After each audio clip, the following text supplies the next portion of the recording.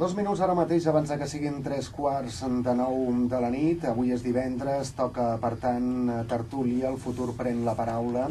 En aquest acord que tenim amb la Facultat de Comunicació de l'Autònoma, avui ens acompanyen Mateo Sánchez, Carlos Tavera, Guillermo Esteban i Enrique Cuervas. Bona tarda a tots quatre, com esteu? Què tal? Molt bona tarda. Això de la ràdio ho domineu, no? Ens diuen? Bueno, ho intentem, a poc a poc. Amb alguna coseta, sí. Perquè feu un programa a Ràdio Rubí. Exacte. Tenim un programa esportiu. Que es diu Pelotas Fuera. Sí. I això és literal o metafòric, la Pelotas Fuera? De tant en tant arriba a ser literal, Sí, de fet, si mireu el nostre Facebook, hi ha fotos bastant suggerents nostres, Sí, juguem amb aquest doble sentit, no? Esport, però sempre amb diversió. Sou de tercer, no? Sí, que us queda un anyet, si tot va bé, no? Home, si tot va bé, Si tot va bé, perquè si no... Esperem que sí. Ens diuen també que heu dit al vostre Facebook que avui seríeu aquí, o sigui que dupliquem audiència, no? O tripliquem o quadripliquem. Aquesta és la intenció. Per cert, ja que parlem del Facebook i esteu a punt de ser periodistes, les noves tecnologies esteu veient que canviaran els mitjans de comunicació tradicionals com els entenem ara? Diari de paper, el que estem fent ara aquí a la ràdio, etc. Home, jo penso que ja des d'un temps, no? Ve aquesta nova tecnologia, sobretot internet, que ha obert noves vies de comunicació, ha democratitzat una mica el paper dels periodistes que poden difondre qualsevol cosa des de casa seva, fins i tot, i no només els periodistes, sinó tothom. I jo penso que sí, que és una nova eina, però que també té altres implicacions que també poden ser negatives. Sí, a part ara amb el tema dels blogs, doncs tothom pot dir la seva i per tant pot aportar una informació individual que després doncs acaba sent global i doncs acaba compartint amb tothom. Això és el que té internet de positiu, sobretot. Tothom pot dir la seva, per tant tothom es converteix en periodista.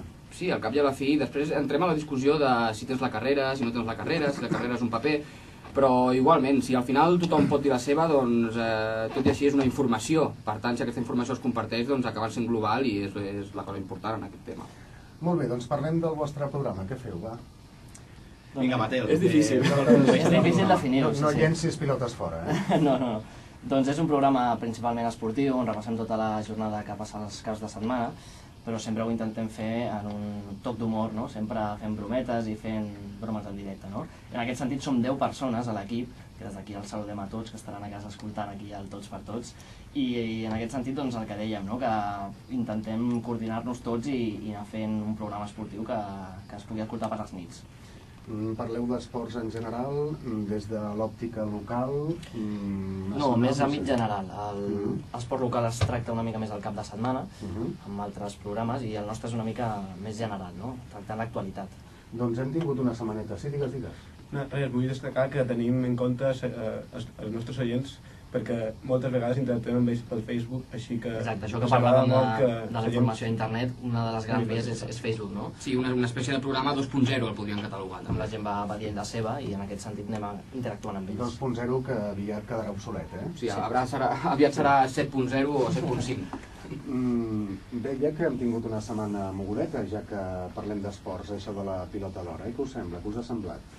S'ha intentat una mica polititzar des d'alguns sectors a l'elecció de Leo Messi. Jo, sobretot, algunes portades de diaris de Madrid han estat una mica un pèl polèmiques, sobretot el tema del diari Marca, va ser bastant flagrant, posant la bandera, el logo de la bandera espanyola, dient que Blatter, que el president de la FIFA, és antiespanyol, vaja. Sí, posava cacicada, posava. Sí, que era una mica una injustícia, i jo penso que... Blatter no vota, no? No, exacte. No, i a part que els vots es fan públics, per tant no hi ha cap cacicada que valgui en aquest cas. I a mi em sembla una estupidesa directament parlar d'injustícia si li donen la pilota d'or a Leo Messi. És que, compte, estem parlant de Leo Messi, que no és Bogarde o Reisiger en el seu temps, és un jugador sublim.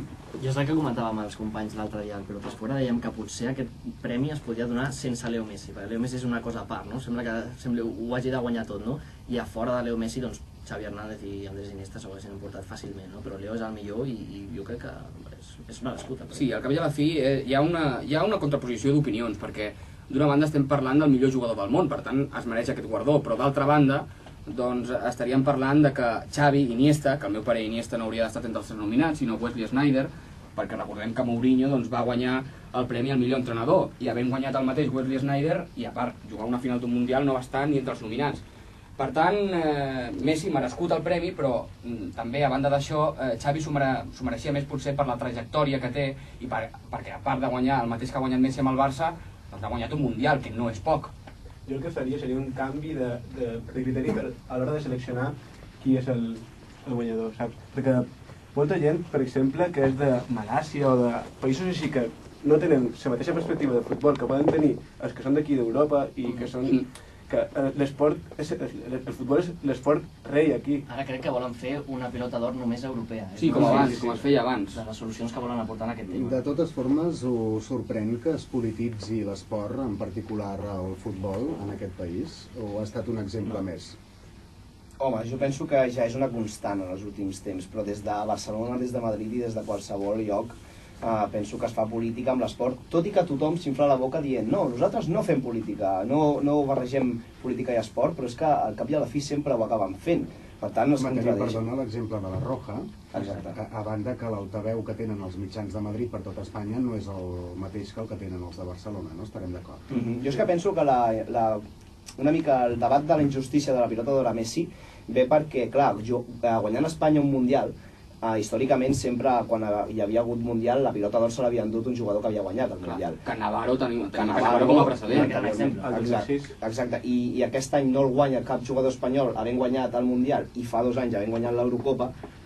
Això és el que ha aixecat una mica més de polseguera. Clar, i a sobre amb 6 nominats, perquè recordem que 3 dels nominats al Premi al millor entrenador i 3 dels nominats a la pilota d'or, doncs d'aquests 6, 4 eren espanyols. Per tant, per això es parla de cacicada, de tongo, però evidentment no existeix cap tongo i hi ha una llista de vots darrere de tot aquest tema. Però aquesta lluita constant que transcendeix el futbol i ja s'ha convertit en una guerra, entre cometes, evidentment dialèctica, entre Catalunya i Madrid. Això per nosaltres que som que intentem ser periodistes d'aquí no res, que en acabar la carrera és una mica un pas enrere, no? El veure que sembla que no hi hagi futur, no? Que sempre caiem en les mateixes errades, no?